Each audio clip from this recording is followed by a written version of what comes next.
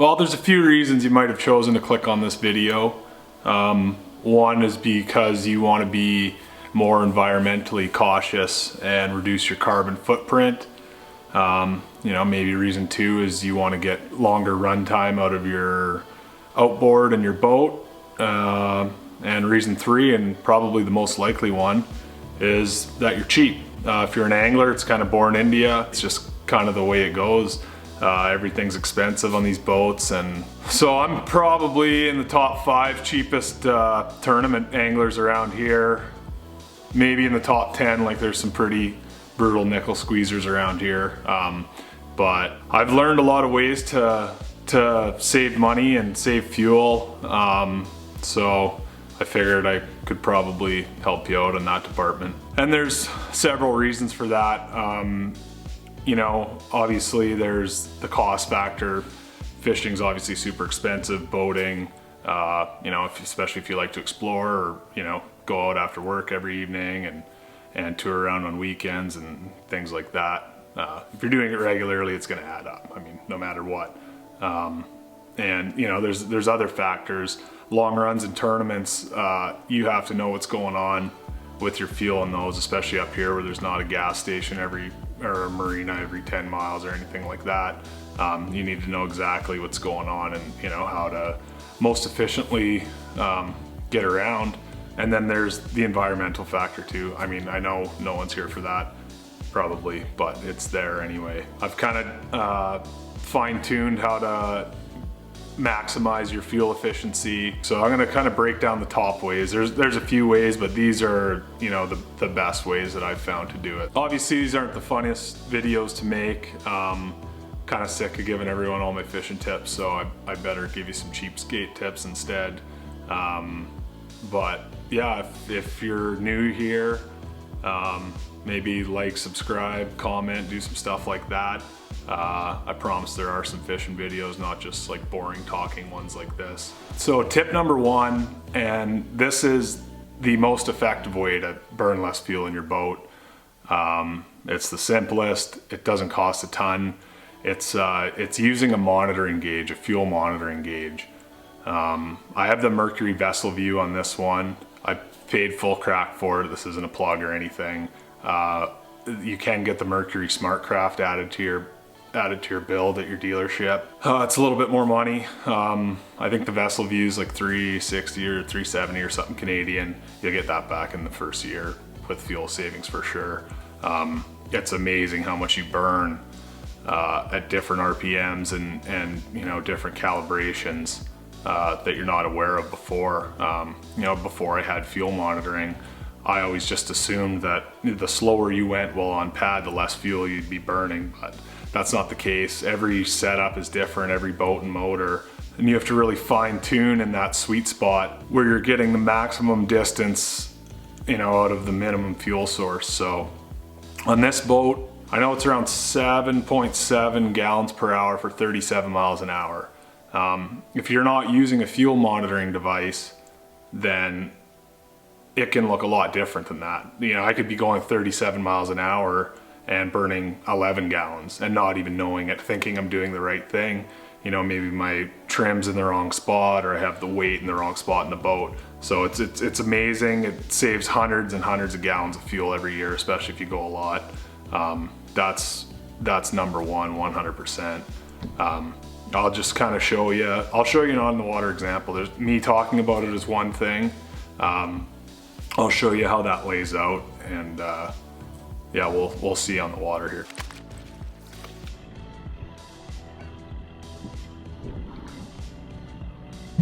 Okay, we're floating. It's pretty windy out here, so the results might get skewed a little, but I'll show you what I'm talking about here. Voice might get cut out a little bit by the wind, but I'm gonna record it here and should be able to show you pretty good.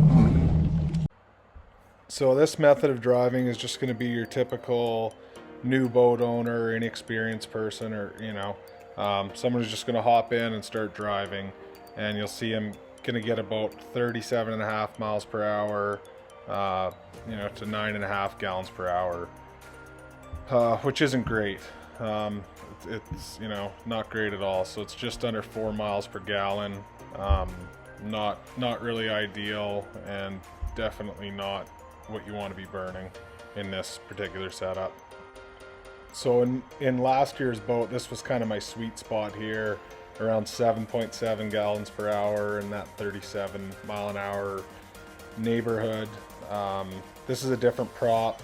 I think I could do a little bit better, but you can see just how trimming and, you know, drawing back the throttle and just getting it in that sweet spot is important. You can see it makes a difference of, you know, roughly 2 gallons an hour, or, you know, you're getting an extra almost mile per gallon, which doesn't sound like much, but in a 50-gallon tank, well, that's 50 more miles you can get out of one tank of gas, you know, which can obviously add up.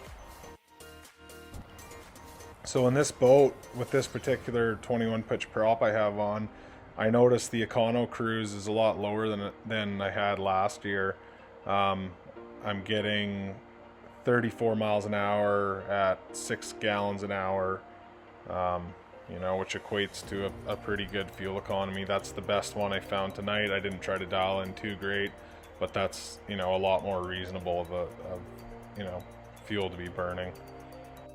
So this next method is classic if you live in any kind of tourism community where there's, you know, new boaters or inexperienced or whatever.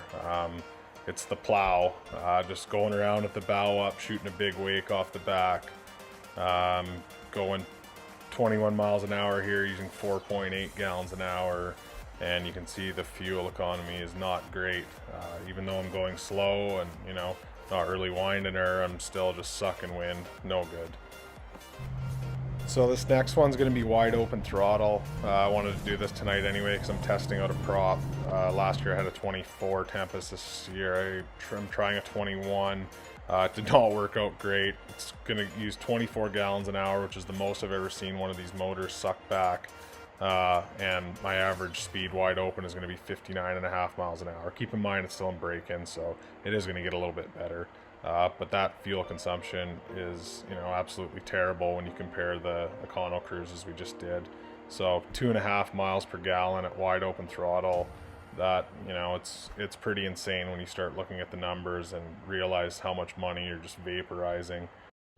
So based on the current gas price where I'm at in Ontario, the dead sailor is going to run you about $1.37 a mile. The plow, $1.06 a mile. Wide open throttle, whopping $2.05 a mile. And econo cruise, 90 cents a mile, a lot more reasonable. So the boat I'm running is 2021 2075 Pro V Bass. One of the things I like about this boat is, you know, just its design. It's lightweight enough that it can hop out of the hole really quick, and you can really dial in a good econo cruise as you saw on this thing. So obviously results are going to vary in different boats. If you have a big heavy fiberglass boat, you're not going to get the exact same fuel economy I just showed you, so something to keep in mind. So number 2 fuel saving tip, and this one's fairly obvious and not practiced that often, is weight reduction. No one wants to hear that. You know, right away you're thinking your cheeseburgers and your ice cream's gone. But there's other ways to shave weight. You know, fishermen typically aren't the most fantastic build out there, so let's not even talk about that. But yeah, there are a bunch of things you can do to reduce weight. Tackle, I mean, I just bring what I'm fishing for, or, you know, the off chance. You don't need to go load every single piece of tackle you have into the boat. Tungsten, jig heads, dense soft plastics, those add up, and, you know, you could have an extra 50 pounds, you know, in some extreme cases, and you know, every little bit adds up there. Other things too that you just don't think about, like running around with your live wells open, like make sure they're not on autofill or anything like that. You see that often too. It's just carrying around extra weight you don't have to. And one thing, and it's the most significant weight saving you're going to get out of your boat, is to put lithium batteries in. You know, I've taken close to 200 pounds out of this boat this year. Obviously spending $3,000 on lithium batteries isn't going to pay you back in the first week or anything like that. You know, the savings are relatively small, but over the life of the battery, they start to balance out. They start to make it a lot easier to justify the purchase of those, you know, because that's kind of just one of the benefits of the lithiums. You know, they obviously are lighter, but they last so much longer, you know, and they have 10-year warranties. I haven't had them for 10 years, so I can't confirm that, but that's the thing, and they're backed by warranty, so that's there too. And another thing, just kind of on a side deal here, is you can just run your trolling motor so much more. Instead of powering it up and hopping across the bay, you can take your Ultrax or your Tarova or whatever, put it on north up, and just crank it across the bay to your next fishing spot while you rig a rod or have lunch or do whatever you do. You know, because those up and downs out of the hole are going to cost you in the long run. So if you're not worried about killing your batteries, which you won't with lithium, then you know, that's something that can save you there. I've talked about it before too. I use Cambat ones. If you want a deal on them, there's some information below. Send you to the website, give you a promo code, free shipping, all that stuff. But yeah, another boat weight saving tip that I picked up this year was switching my 12-foot Minn Kota Talons to 8-foot Raptors. These things are way lighter. I don't know what the actual stats are. They're significantly lighter. There's less drag back there. They look a little more aerodynamic. The 12-foot Talons are still great. I just didn't really have as many applications for them as I thought. So I reduced a little weight. These are cheaper than the Talons too. So, you know, kind of a little bonus there. If you have to have poles on your boat, then you may as well have light ones, I think. So the final kind of tip or section here, just to generally dial in your stuff more. Spend the time to find the right prop for your motor. You're really gonna notice a difference there in efficiency. If you have too big of a prop, you're just gonna be like bagged out of the hole, and it's gonna take you forever to get out of the hole, and you'll see on the gauge, it'll be like 24 gallons an hour just dragging for 15 seconds. And you know, the same thing if you're running too small of a prop, it'll just be tinging off the rev limiter and burning a bunch of fuel, burning out your motor, and you know, you'll be going not very fast. So the prop, another thing that's really helpful for fuel efficiency and boat control is a jack plate. Obviously running out and buying a $2,000 jack plate, you might see the fuel savings in that over a 10-year span. It might pay for itself or something. But if you're looking for increased performance and handling anyway, then the fuel efficiency is just kind of a bonus. It makes a big difference because your motor, if it's mounted right down on the bottom of your transom without a jack plate, ideally when you're running, you're going to be trimmed out a little. So now that force is going down before it can push your boat forward. I'm obviously not a physicist, but this is what happens. That force is going down to push your boat forward with a jack plate. Jack it up to the perfect level where it's just riding flush with the surface, and all that energy is just pushing your boat straight forward instead of down or up or anything like that. So that's a really good tip. Run good clean gas. I try to get ethanol free if I can. I don't think that saves any fuel, but just a good thing to know. And just keeping up with your filters and your oil, and just keeping everything running clean. Make sure you're not running a prop that's been beat up or anything like that. Just those kind of small things will add up, and they will save you fuel in the long run. So I hope some of these tips work for you. Some are easier to do than others, but definitely if you're not monitoring your fuel, then you're just vaporizing money. Get one of those gauges, that's the best start, and just keep an eye on it and you'll be amazed how much you save. So thanks for watching. If you got anything out of this, whatever, hit the like button, subscribe, all that stuff, and hopefully we'll see you on the water next time.